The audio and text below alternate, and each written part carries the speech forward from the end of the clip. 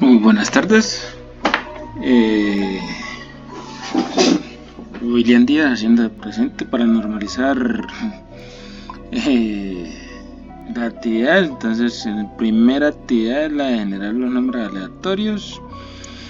En el script de Python, que lo que hago es que con esta función random me permite generar unos números aleatorios, los cuales yo aquí él me pregunta cuántos quiero generar. Entonces en este caso yo le he dicho que 10 y me va a generar 10 números de forma aleatoria con esa función random, creando una lista, los cuales los podemos ver en este paso, que me genera números al azar de 1 a 100, los 10 que le dije en esta lista, y de los cuales en estas variables que hemos definido, cantidad de pares, la suma, el máximo y el mínimo, se van a almacenar esos datos que vamos a requerir. Entonces, ¿qué es lo que vamos a requerir? Entonces, que de esos datos que nos generó de forma aleatoria nos va a decir cuál es el promedio, cuántos son pares, el más grande, el más pequeño y la suma del total, que en este caso son 6 pares. El promedio de la suma de toda la lista da 45.6, donde el número más grande es 100 y el mínimo es 7, y todos sumados son 456. Verifiquemos. El número más grande es 100 y el más pequeño es el 7. ¿Ya? Ese sería la primera actividad. La segunda actividad es la operación con matrices. Ya en esta operación, con la misma operación en función random, lo que yo me permite generar entonces una matriz, y yo le digo si la quiero de 2x2, de 3x3, de 5x5, en este caso una de 5x5, y con este ciclo for ella me genera la matriz, que es la que estamos viendo aquí, y a partir de ahí en estas variables que están inicializadas en 0 se van a hacer las diferentes operaciones con la matriz, ya que nos va a decir la suma principal de la diagonal, que son 334, de la diagonal secundaria 346, y el número total de pares de la matriz, que son 12. ¿Ya? Eso para efectos de la matriz. Pero entonces, como teníamos un tema importante allí, como podemos ver aquí, este ciclo for es, digámoslo, combinado con el random. Entonces con eso te permite generar el tema de la matriz y las operaciones. Pero entonces, como pregunta que cómo puedo optimizar, es cuando se trata de análisis de datos, hay una librería que es especial para esto, que es NumPy. NumPy permite hacer este tipo de operaciones con matrices, arrays, sin necesidad de utilizar este ciclo for y otros, que digamos que cuando son muchos volúmenes de datos se puede volver un poquito lento. Si le decimos que vamos a hacer 10 millones de procesar 10 millones de datos, entonces esto puede ser un poquito lento y dispendioso.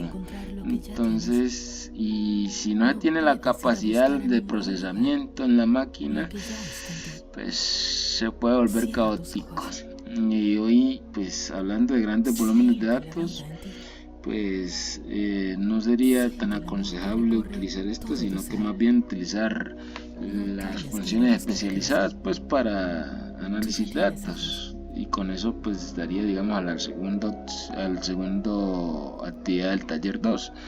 Vamos para la 3, que viene siendo la de utilizar la de datos abiertos, un conjunto de datos para digamos, hacerle limpieza. Entonces en este caso vamos a utilizar la librería de Panda y un dataset de datos abiertos que es el de la población migrante. ¿Por qué no estoy usando esta vez API? Porque me estaba generando un problema a la hora de leer la API, entonces me tocó preguntar que cómo podía, por ejemplo, adjuntar dato el CSV. Entonces me tocó pedir ayuda, y entonces en esta función de Google Colab, la de importar filas, me permite a mí importar el dataset. Con eso digamos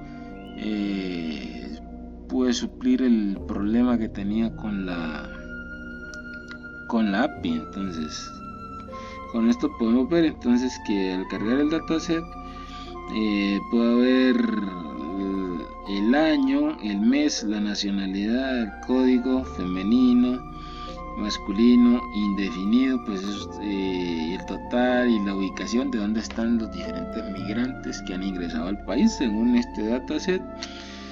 Y puedo empezar a mirar cómo está conformado el dataset, donde podemos evidenciar que la columna indefinido, pues indefinido, como podemos ver, tiene datos faltantes que no contiene. Entonces esta columna no nos será nada útil a la hora de hacer un análisis.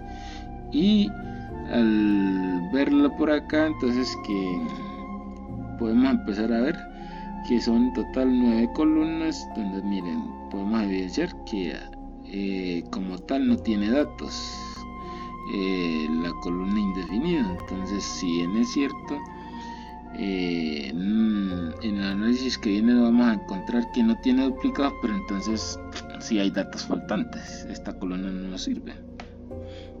Entonces, como podemos ver, nos está mostrando aquí que no tiene valores faltantes, pero entonces en este caso aquí si bien es cierto no tiene valores faltantes, ¿en qué sentido? En las otras columnas, en esta indefinido sí tiene definitivamente valores faltantes, ¿ya? No hay datos duplicados. Entonces en ese orden de ideas procedemos a la limpieza, y en esa limpieza pues aunque no hay datos duplicados, lo que sí decidimos eliminar fue la columna de datos faltantes, porque pues verificamos que no tenía a lo largo y ancho de la columna, no tenía, entonces no nos serviría para el análisis, como lo podemos evidenciar. Y en ese orden de ideas, pues el dataset quedaría de esta forma después de ordenado, ya. Entonces igualmente en la primera fila podemos encontrar que el año 2012, enero, Alemania, entonces todos así sucesivamente organizados y sin la columna indefinidos, que era la que nos estaba generando problemas. Entonces ya el dataset limpio, como podemos ver en esta parte de visualizar, entonces miren, como tenemos datos desde 2012 a 2025, entonces en este caso nos está mostrando los del último, desde 2025, que es lo más reciente, el mes y todo, la nacionalidad, el código, si es masculino, femenino, el total y las coordenadas. Entonces con esto muestro la evidencia del cumplimiento de la actividad. Muchas gracias.